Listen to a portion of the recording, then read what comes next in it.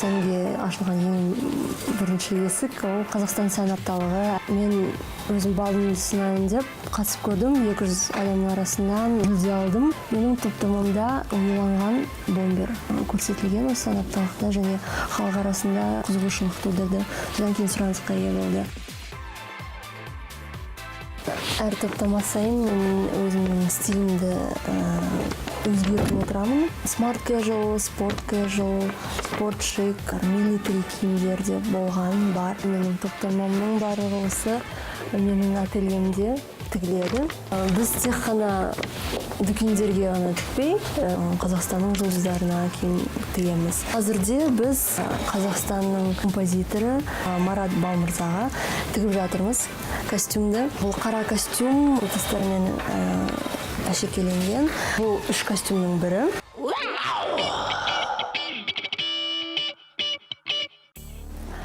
Марат аға, сәлеметсіз бе? Сіз жайлы жаңа ғана сөйлесіп жатқанбыз. Сіздің костюміңіз дайын болып қалды. Почти. Шалбармен тас киіп көреміз бөлек. Әдемі. Қолы да ұзын екен.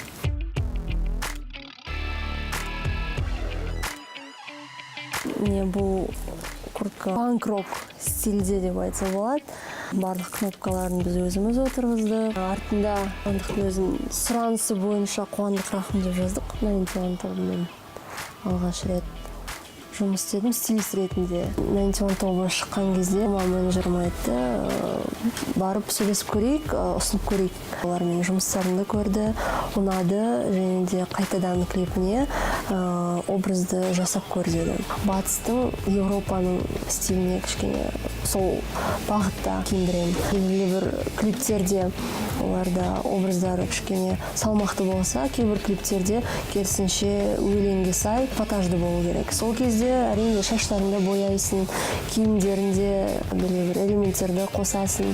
Әрине ең басында мені мойындамаған, себебі 19 жасымда алғаш топтамамды көрсеттім. Ательем болған жоқ, ол кезде басқа тігіншілерге беріп тіктіртіп алатынмын.